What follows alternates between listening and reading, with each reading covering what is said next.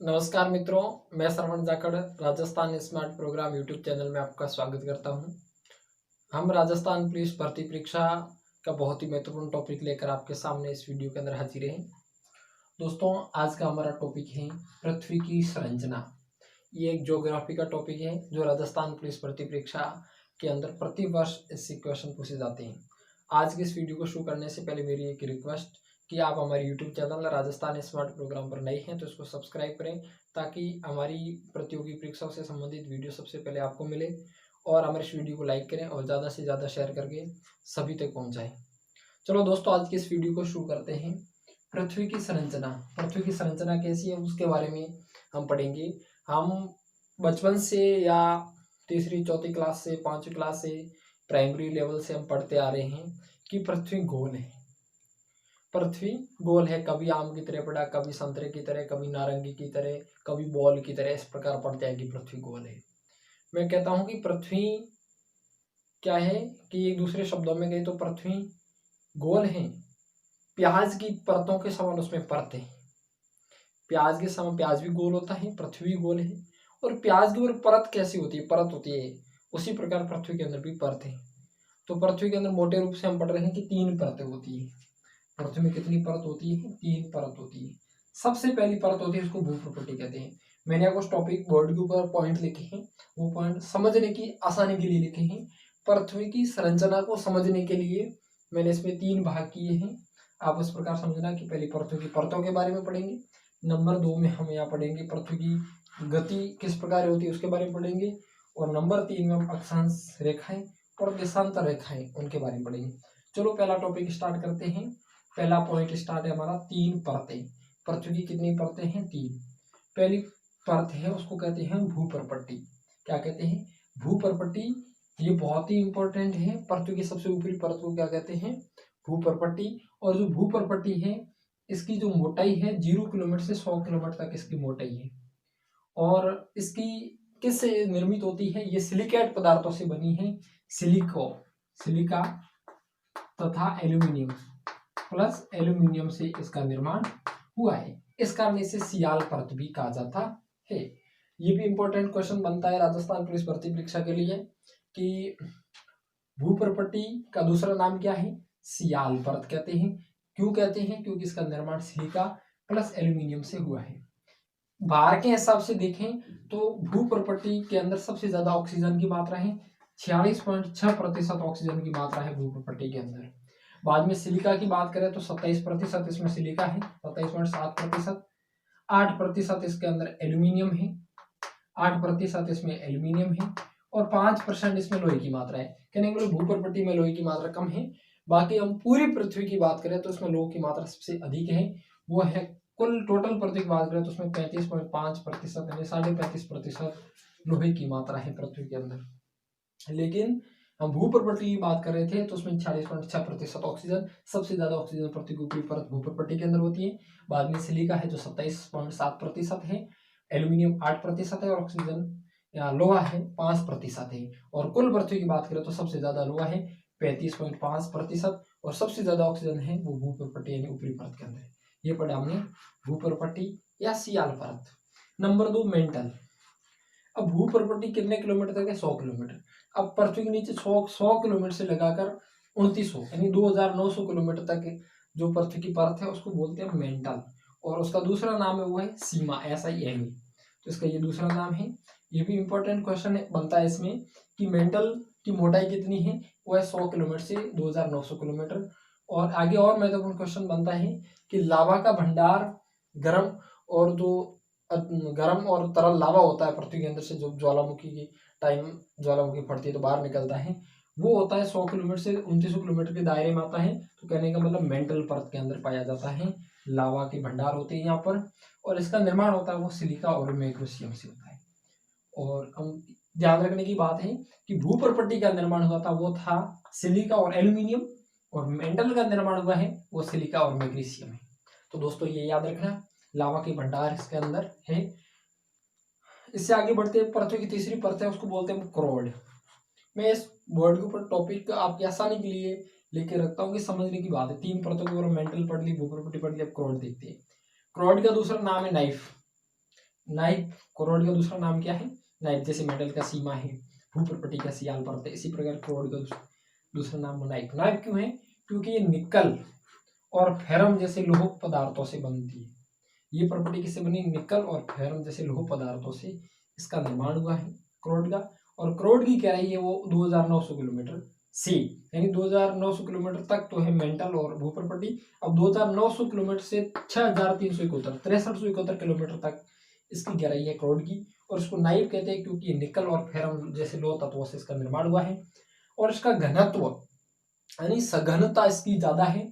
और इसका टेम्परेचर है, तापमान भी क्रोड में परत में ज्यादा होता है। ये क्वेश्चन आ सकता है राजस्थान पुलिस की परीक्षा के अंदर, पृथ्वी की किस परत का तापमान सबसे अधिक होता है? तो दोस्तों उसका आंसर देना आपको क्रोड या नाइफ, दोनों में से कोई भी ऑप्शन आए तो आपको यही सिलेक्ट करना है। ऐसे भी आ जाता है सियाल परत, मेंटल, नाइफ, ऐसा भी आ सकता है ऑप्शन।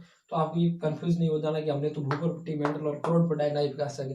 तो दोस्तों उसको आपको यहाँ पर भी ध्यान रखना है। ये है घनत्व और तापमान भी ज्यादा होता है। और इसमें क्या होता है? लोहे की मात्रा ज्यादा होती है। पूरी पृथ्वी के अंदर लोहे की मात्रा ज्यादा है, लेकिन सबसे पहली परत में कम है। तो आपको ये पता होगा नीचे तो बहुत ज्यादा लोहा है, तब तो टोटल पृथ्वी के औसत में सबसे ज्यादा लोहा निकल के आता है। तो पृथ्वी के अंदर सबसे लास्ट परत है, इसके अंदर लोह तत्व तो बहुत ज्यादा होता है। और लोह तत्व तो ज्यादा होने से ही पृथ्वी के अंदर ये चुंबक की शक्ति होती है, गुरुत्वाकर्षण बल होता है, उसका कारण है पृथ्वी के अंदर लोह तत्वों की ज्यादा होना, अधिकता होना। और लोह तत्व सबसे अधिक कौन सी प्रॉपर्टी के अंदर है? तो उसका आंसर होगा दोस्तों क्रोड या नाइफ परत के अंदर सबसे ज्यादा लोह तत्व पाया जाता है। तो दोस्तों ये हमारा था पृथ्वी की परतों को लेकर पॉइंट कि पृथ्वी की कितनी परतें होती हैं। तो दोस्तों तो होगा 3 परतें। कौन कौन सी है? भूप्रपटी या सियाल परत, मेंटल या सीमा परत, क्रोड या नाइफ परत। इसके बारे में हमने जाना कि ये किससे बनी है, इसके अंदर मुख्य रूप से क्या चीज होती है, इसकी गहराई क्या है, और इसके तापमान और इसके निर्माण के तत्वों के बारे में हमने जाना। तो दोस्तों ये राजस्थान पुलिस के परीक्षा के अंदर कोई क्वेश्चन आएगा तो इन तीनों प्रॉपर्टियों के अंदर इतनी जानकारी से रिलेटेड आएगा। चलो दोस्तों अब इससे आगे बढ़ते हैं, पृथ्वी की गतियों के बारे में पढ़ेंगे। पृथ्वी की गति कितनी प्रकार की होती है? अब रियलिटी में तो हमको ये लगता है कि पृथ्वी स्थिर है, पृथ्वी गति नहीं करती है, लेकिन ऐसा नहीं है। पृथ्वी की गति होती है, पृथ्वी की गतियां 2 प्रकार की होती है। पृथ्वी की गति 2 प्रकार की होती है। पृथ्वी गोल होती है, एक तो अपने अक्ष पर ऐसे घूमती रहती है, अपने अक्ष पर घूमती है। लट्टू एक जगह रखे ऐसे घुमा दो आप, इसी प्रकार पृथ्वी अपने अक्ष पर घूमती है। ये तो गति होती है पहली, जिसको हम कहते हैं घूर्णन, या इंग्लिश में बोलते कहते हैं रोटेशन।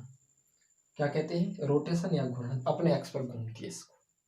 और दूसरी गति होती है पृथ्वी अपने अक्ष पर घूमती हुई भी पर सूर्य के चारों ओर चक्कर लगाती है, सूर्य के चारों ओर चक्कर लगाती है, उसको कहते हैं परिक्रमण या रिवोल्यूशन।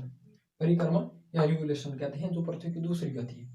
तो घूर्णन क्या होता है या रोटेशन क्या होता है? जो अपने अक्ष पर घूमती है पृथ्वी, इस क्रिया को पृथ्वी घूर्णन या रोटेशन कहते हैं।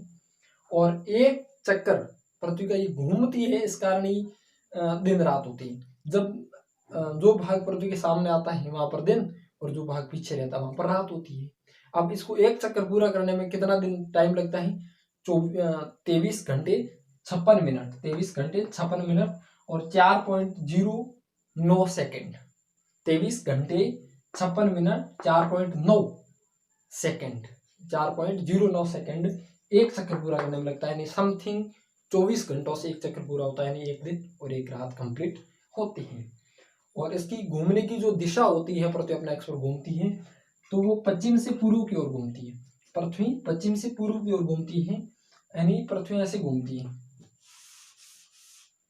पश्चिम से पूर्व की ओर पृथ्वी ऐसे घूमती है, पश्चिम से योगा वेस्ट, और ये हो गया, यह हो गया मतलब ईस्ट। अब पृथ्वी ऐसे घूमती है और ऐसे ऐसे घूमती रहती है। ये तो पृथ्वी घूमने की दिशा है, लेकिन अब ऐसे पृथ्वी घूमती है तो इससे पवनों की दिशाएं भी तय होती हैं कि पवनें कैसे चलेगी। पवनें भी पृथ्वी की गति ऐसे होती है तो पवनें भी ऐसी चलती हैं। अब समुद्र की धाराएं, पृथ्वी घूम रही है तो समुद्र भी इससे प्रभावित होगा, तो समुद्र की धाराएं भी इससे निर्धारित होती हैं। पवनों की गति भी इससे निर्धारित होती हैं।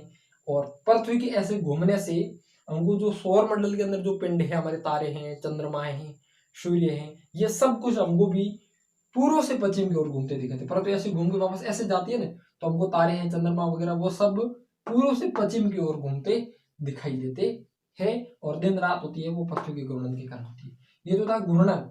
अब उसके बाद होती है पृथ्वी अपने अक्ष पर तो घूमती है, उसे दिन रात बनते हैं। और इसके साथ साथ क्या होता है कि हमने सौर मंडल के अंदर जो भी पिंड है वो सब पूर्व से पश्चिम की ओर जाते दिखाई देते हैं, क्योंकि पृथ्वी पश्चिम से पूर्व की ओर घूमती है। समझ में आ गई? क्योंकि पृथ्वी ऐसे घूमती है और ऐसे जाती है, तो पृथ्वी तो ऐसे घूमती है, लेकिन अब जो भी पिंड है वो ऐसे जाते दिखाई देते हैं। सब पश्चिम से इधर सूर्योदय से लेकर सूर्यास्त की तरफ ऐसे जाते दिखाई देते हैं, क्योंकि पृथ्वी की घूर्णन की जो दिशा है वो पश्चिम से पूर्व की ओर है। इस क्वेश्चन का यही आंसर है। और दूसरा पृथ्वी का जो गति का प्रकार है वो है परिक्रमण या रिवोल्यूशन बोलते हैं उसको। परिक्रमण क्या होती है कि पृथ्वी अपने अक्ष पर घूमती हुई सूर्य के चारों ओर चक्कर लगाती है। सूर्य के चारों ओर जो चक्कर लगाती है उसको परिक्रमण बोलते हैं। अब पृथ्वी, इससे क्या होता है, एक चक्कर पृथ्वी सूर्य के चारों ओर कब पूरा करती है, उसके अंदर टाइम लगता है 356 लिखा है, 365 दिन 6 घंटे 9 मिनट 9.54 सेकंड। 365 दिन 6 घंटे 9 मिनट 9.54 सेकंड, यानी लगभग ये अपना 365 दिन का टाइम लगता है। या ऐसे भी शॉर्टकट सेकंड मिनटों में नहीं जाए तो भी चलेगा। 365 दिन 6 घंटे ऊपर लगते हैं पृथ्वी को अपना एक परिक्रमण पूरा करने में, या सूर्य का एक चक्कर लगाने में इतना टाइम लगता है। इससे क्या होता है कि ऋतु आती है। पृथ्वी जब सूर्य से दूर जाती है तो सर्दी की ऋतु आ जाती है, क्योंकि सूर्य की किरणें तिरछी पड़ती है। जब पृथ्वी पूरी सूर्य के सीध में आती है, नजदीक आती है, तो गर्मी ज्यादा पड़ने लग जाती है, और क्योंकि सूर्य की किरणें सीधी पड़ती है, तो इससे ऋतुओं का निर्माण होता है। अब सूर्य भी स्थिर है, अब पृथ्वी उसके चारों ओर चक्कर लगा रही है। अब चंद्रमा पृथ्वी के चारों ओर चक्कर लगा रहा है। अब कभी ये तीनों सीध में आ जाए घूमने से, तो इससे सूर्य ग्रहण भी होता है और चंद्र ग्रहण भी होता है। दिन रात की अवधि भी चेंज होती है। क्यों? ये सारा कुछ डिपेंड करता है वो पृथ्वी के परिक्रमण या रिवोल्यूशन से निर्भर होता है। तो हमने इसके अंदर ये पढ़ा कि 365 दिन 6 घंटे 9 मिनट 9.54 सेकंड लगते हैं। इससे ऋतुओं का निर्माण होता है। किस प्रकार होता है वो मैंने बताया।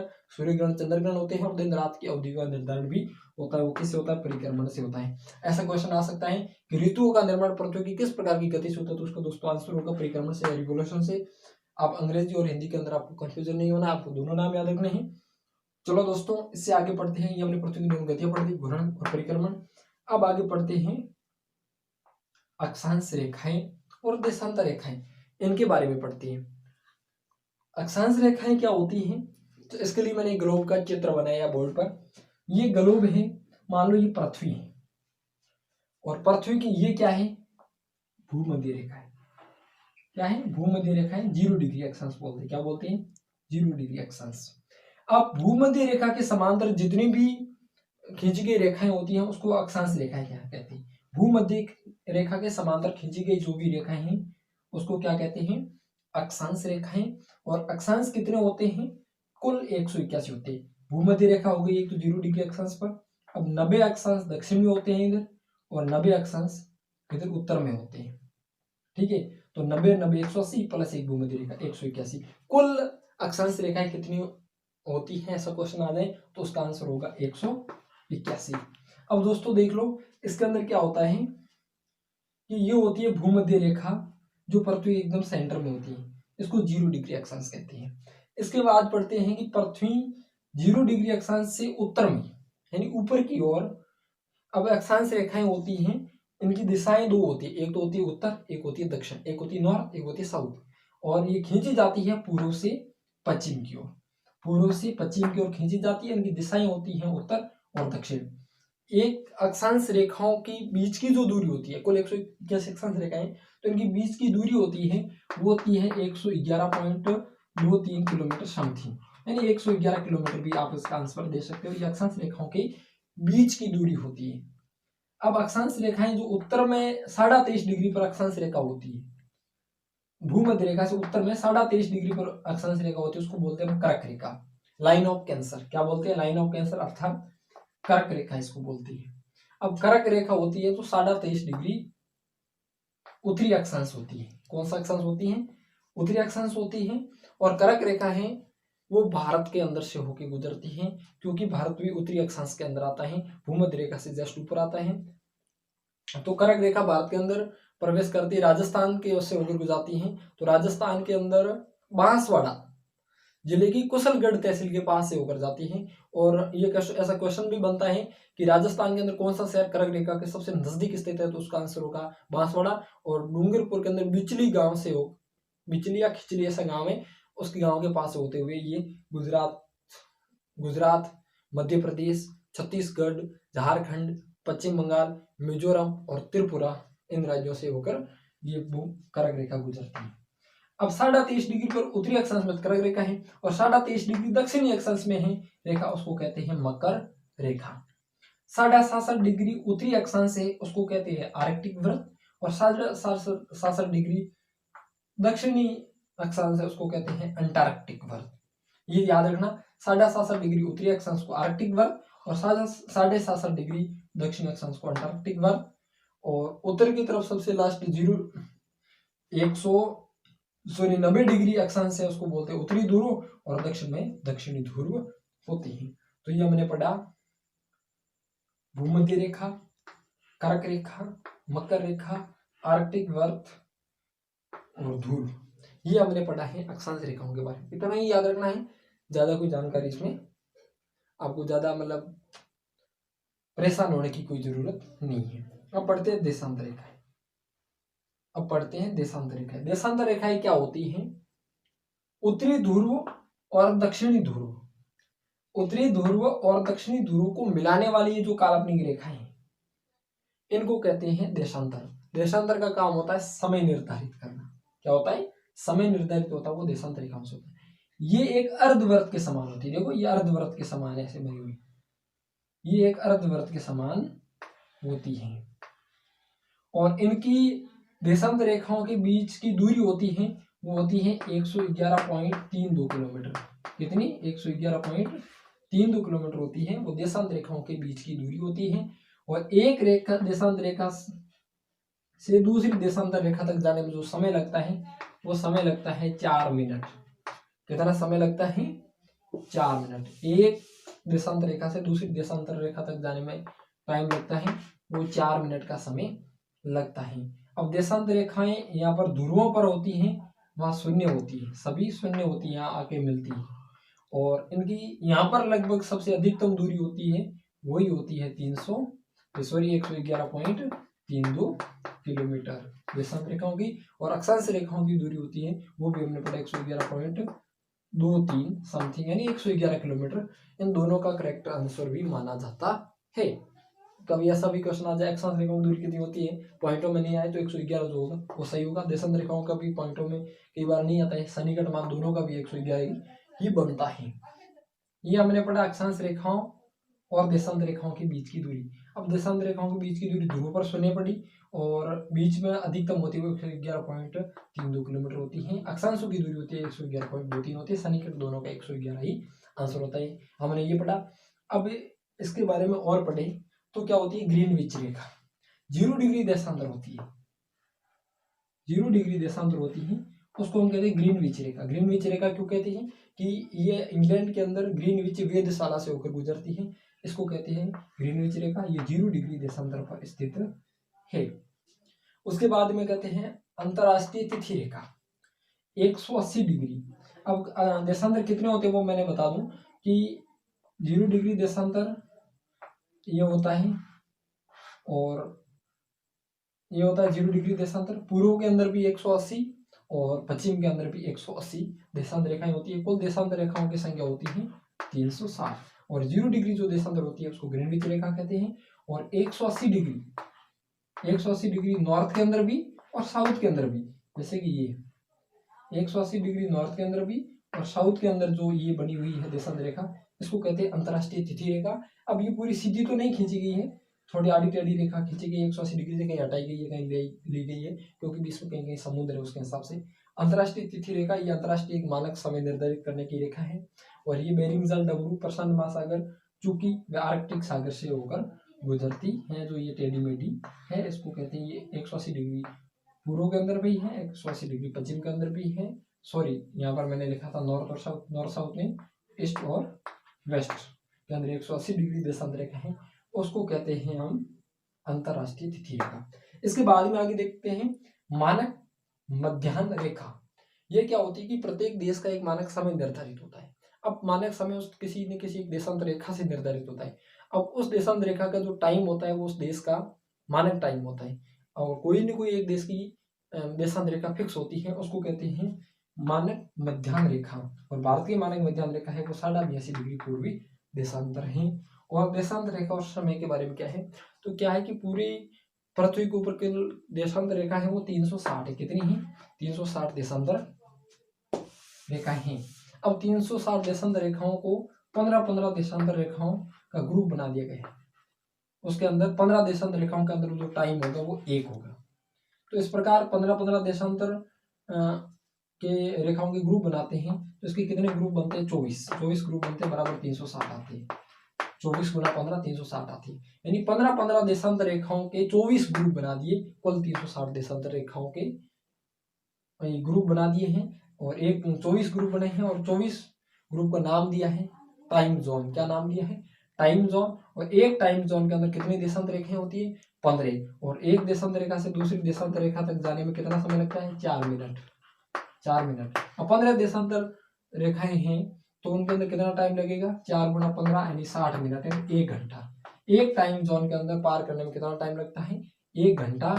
और 24 टाइम जोन को पार करने में कितना टाइम लगता है? 24 घंटा। दोस्तों ये ध्यान रखना कि पृथ्वी को कुल कितने टाइम जोन में बांटा गया है? 24। और सबसे अधिकतम टाइम जोन किस देश के अंदर है? तो दोस्तों उसका आंसर होगा रूस, और उसमें 11 टाइम जोन है। अमेरिका के अंदर 7 टाइम जोन है। और भारत के अंदर जो टाइम जोन है वह 82.5 डिग्री पूर्वी देशांतर को टाइम जोन घोषित किया गया है भारत का। तो दोस्तों ये हमने आज भूगोल का टॉपिक पढ़ा था, पृथ्वी की संरचना के बारे में। इससे रिलेटेड और इसी से संबंधित और भी आगे पढ़ेंगे, वो अगली वीडियो के अंदर पढ़ेंगे। आज की इस वीडियो में हमने पढ़ा पृथ्वी की परतें कितनी। दोस्तों याद रखना 3 भाग की मैंने इसके पृथ्वी की परतें। एक तो पढ़ा कि भूप्रपट्टी, मेंटल और क्रोड, ये 3 पृथ्वी की परतें। तो पढ़ा 1 नंबर तो पृथ्वी की परतें। हमने 2 नंबर क्या पढ़ा? 2 नंबर हमने पढ़ा पृथ्वी की गतियां, जो 2 प्रकार की होती है, घूर्णन और परिक्रमा। 2 नंबर पृथ्वी की गतियां पढ़ा। 3 नंबर पढ़ा हमने अक्षांश और देशांतर रेखा, अलग अलग पढ़ा। 3 नंबर हमने पढ़ा अक्षांश और देशांतर, अक्षांश और देशांतर रेखा। तो हमने पृथ्वी की परतें, पृथ्वी की गतियां और अक्षांश और देशांतर रेखाएं, तो 3 भागों में डिवाइड करके पृथ्वी की संरचना पढ़ा। इससे रिलेटेड और भी वीडियो हम आगे बनाएंगे। और पिछली वीडियो के अंदर मैंने कुछ क्वेश्चन आपको दिए थे, तो आज उसके आंसर मैं दूंगा। वो क्वेश्चन थे, पॉलिटिकल का सब्जेक्ट था संविधान निर्माण। उसमें पहला क्वेश्चन था कि संविधान सभा का विचार सर्वप्रथम कब आया? तो दोस्तों उसका आंसर 1895 में स्वराज्य विधेयक के अंदर आया था, और वो लाया था तिलक के द्वारा लाया गया था। दूसरा क्वेश्चन था राजेंद्र प्रसाद को किस बैठक में अध्यक्ष चुना गया? तो दूसरी बैठक में अध्यक्ष चुना गया था 11 दिसंबर 1946 को। पहली बैठक के अंदर अस्थायी अध्यक्ष थे डॉक्टर सच्चिदानंद सिन्हा। तीसरा क्वेश्चन है प्रारूप समिति में एकमात्र कांग्रेसी सदस्य कौन थे? तो डॉक्टर के एम मुंशी अर्थात डॉक्टर कन्हैयालाल माणिकलाल मुंशी संविधान सभा के अंदर एकमात्र कांग्रेसी सदस्य थे संविधान सभा ने प्रारूप समिति के अंदर। चौथा क्वेश्चन है तृतीय वचन कब शुरू हुआ? 14 नवंबर 1949 को तीसरा वचन शुरू हुआ था, जिसमें डॉक्टर भीमराव अम्बेडकर ने प्रारूप रखा था संविधान का। पांचवा क्वेश्चन है संविधान में किस संविधान की प्रस्तावना में धर्मनिरपेक्ष, समाजवादी और अखंडता शब्द के संविधान संशोधन से जोड़े गए? तो 49वां संविधान संशोधन 1976 के द्वारा जोड़े गए। संपत्ति का अधिकार कब बढ़ाया गया? 44वां संविधान संशोधन 1978 में हटाया गया।